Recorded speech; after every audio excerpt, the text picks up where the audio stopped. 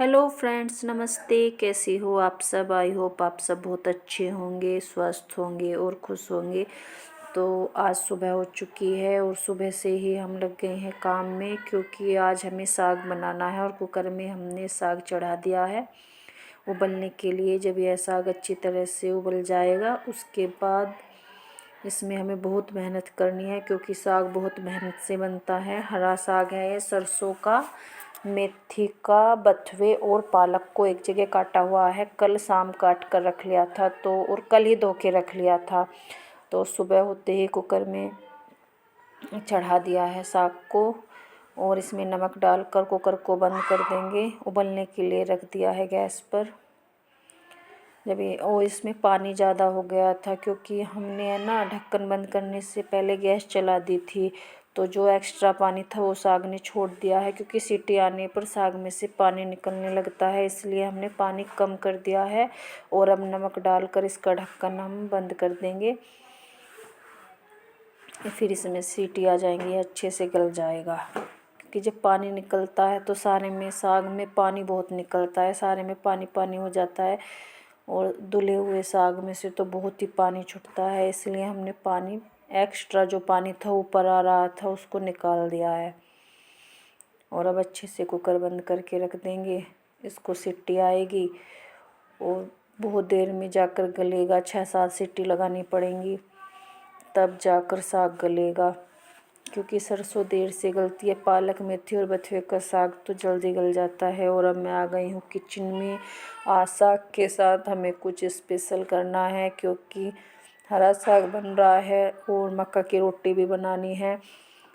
तो ताज़ी मक्खन की डिमांड थी, इसलिए मलाई को जमाया था। रात 2 हफ्ते की मलाई हो रही थी, उसे जमा दिया है और पतीली में जमाया है, क्योंकि रही लगानी है। और दूध हमारा जम चुका है। अब मैं रही लगाने की तैयारी कर रही हूँ।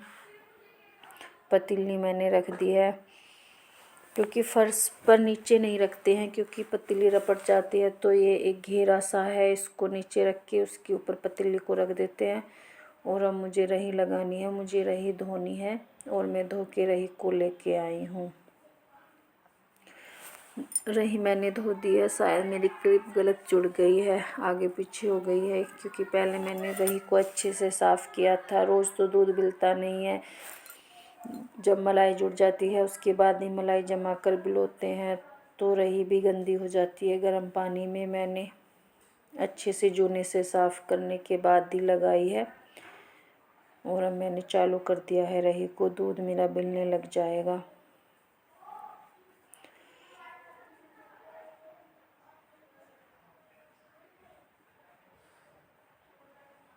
और अब मैं आ गई हूँ रसोई में। देखो मेरी क्लिप गलत ही जुड़ गई है। मैंने गर्म पानी किया हुआ है रही धोने के लिए, क्योंकि रही पहले गंदी हो रही थी, तो इसे मैं साफ़ करूँगी। और मुझे बिना धोई रही लगाना पसंद ही नहीं है। जब हमारे रोज़ दूध बिलता था तब भी मैं रोज़ धो कर ही लगाती थी। और सर्दियों में तो गर्म पानी में ही धोनी पड़ती हैं ये चीज़ें। पहले मैंने ठंडे में धोई, उसके बाद मैंने जूने से इसको साफ़ किया और फिर गर्म पानी से धोई है, उसके बाद ही मैं इसको लगाऊंगी। तो रही मेरी बिल्कुल साफ़ हो गई थी और साफ़ होने के बाद ही मैंने इसको दूध में डाला था। सभी धोकर लगाते होंगे, मैं ही क्या, सभी साफ़ सफाई का पूरा ध्यान रखते हैं। और अब मैं अपनी सीटी देखने आ गई हूँ कुकर पर, क्योंकि हमारा कुकर है ना, सीटी खुलकर नहीं आ पाती है इसमें। कभी कभी यह गड़बड़ कर जाता है, तो इसका ढक्कन सही करना पड़ता है बीच बीच में जब सीटी बनती है। और ये खील बन के हमने नमकीन बनाई थी दीपावली पर, जो खील आती है ना वो रखी हुई है, तो उनकी नमकीन बनाई थी। रात बच्चों को दी थी, तो ये बची हुई थी, मैं आप लोगों को दिखा रही हूँ। बहुत टेस्टी लगती है, बहुत कुरकुरी हो जाती है। ये नमकीन बनाई थी इसकी। और अब हमारा दूध बिल चुका है, तो मुझे निकालना है ताज़ी मक्खन।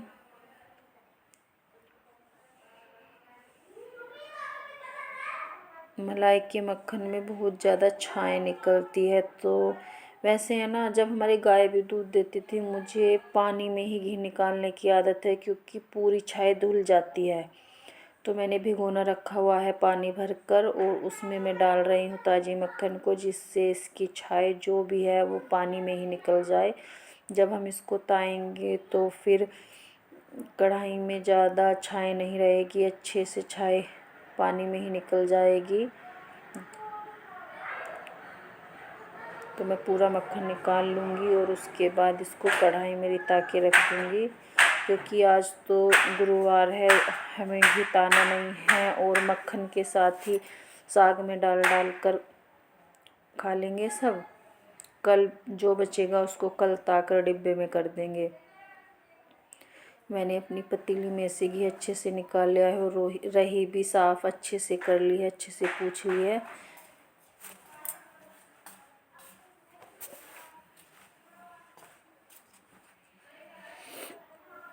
रही को मैं पूरी तरह से पूरा घी निकाल दूंगी, रही का जो रही के लगा हुआ है।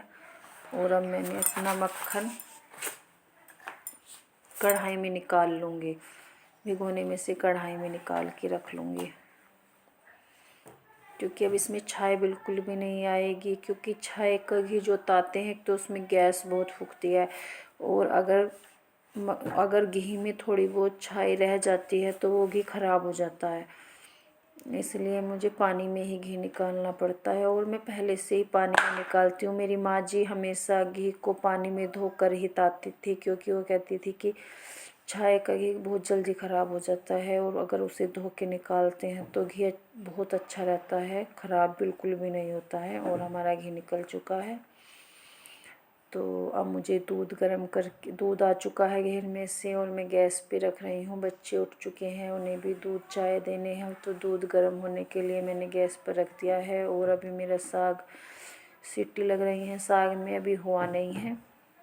और कल मक्का का चून मंगाया था, मक्का के चून का ही आलन लगाना है, और रोटी भी बनानी है। अब की बार मक्का नहीं लिए, थोड़ा सा चून ही मंगाया है। और किचन में बना रही हूँ मैं चाय। सुबह को तो काम की बहुत आफत हो जाती है, और साग में टाइम भी बहुत ज़्यादा लगता है, तो मैं चाय बना रही हूँ। चाय मेरी बन चुकी है, दूध डल चुका है इसमें। आप भी सुबह सुबह चाय पी लीजिए हमारे साथ। और हमारा साग अच्छी तरह से गल चुका है, उबल चुका है, और अब इसे घोटना है। हाथ से घुटा हुआ खाते हैं यहाँ पर, बहुत देर में जाकर घुटेगा, ये बहुत मेहनत करनी पड़ेगी। तो मैं साग को घोट रही हूँ अच्छे से, पूरी तरह से गलाने के बाद ही घोटना पड़ता है।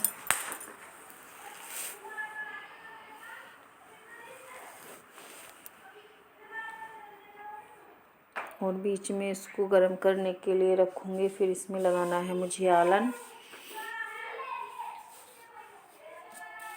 मैं थोड़ा घोट दूँगी, उसके बाद शोभा भी घोटेगी, क्योंकि सरसों का साग बहुत ही कैड़ा घुटता है और बहुत ही मुश्किल से घोटना पड़ता है। मैंने क्लिप को तेज़ कर दिया है, क्योंकि बहुत देर में जाकर घुटाता साग।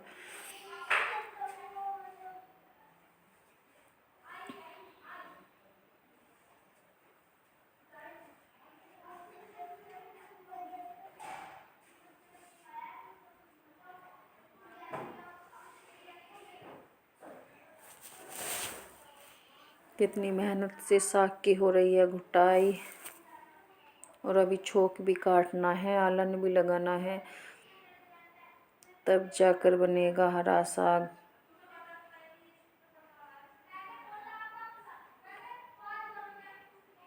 साग तो वैसे कई बार बन चुका है, लेकिन मैंने आप लोगों के साथ शेयर नहीं किया है। पहली बार मैं साग शेयर कर रही हूँ, हम कितनी मेहनत से साग बनाते हैं।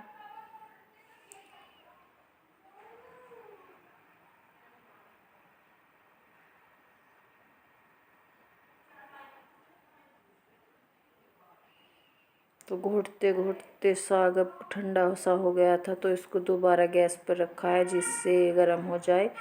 फिर इसे दोबारा से घोटना है, अब इसमें आलन लगाना है।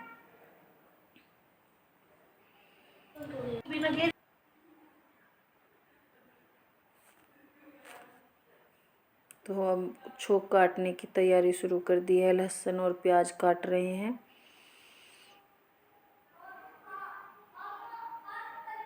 लहसुन और प्याज काटने के बाद देखो साग हमारा पूरी तरह से घुट चुका है। बिल्कुल मेहंदी सा करके घुटा हुआ खाते हैं यहाँ पर। और ज़रा सा भी अगर मोटा दिखता है तो इन्हें पसंद नहीं आता। बहुत ही मेहनत से घुटवाते हैं। और प्याज और लहसुन को बारीक कर लेंगे।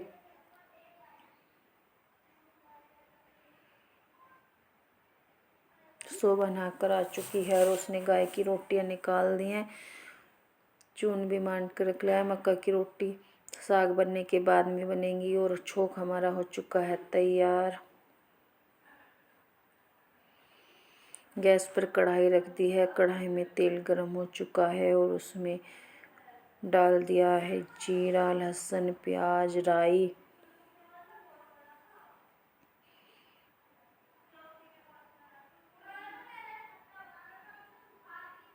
और छोक हमारा भुनने लग रहा है। जब अच्छे से भुन जाएगा छोक, फिर इसमें साग डालना है। और हाँ, हमें ना बच्चों के जो बाबा जी हैं उनके लिए बिना मिर्चों का साग निकलता है। उनकी दवाई चल रही है, मिर्चों का नहीं खाते हैं, तो मिर्च बाद में डालेंगी। बाद में मिर्चों को छोक के डालेंगे, बाद में तड़का लगेगा। तो पहले बाबा जी का और सबका बिना मिर्चों का ही साग चुकेगा, इसलिए इनमें लाल मिर्च नहीं डाली है। बस बाबा जी का निकलेगा बिना मिर्चों का, और सबके में मिर्च डाल लेंगे बाद में।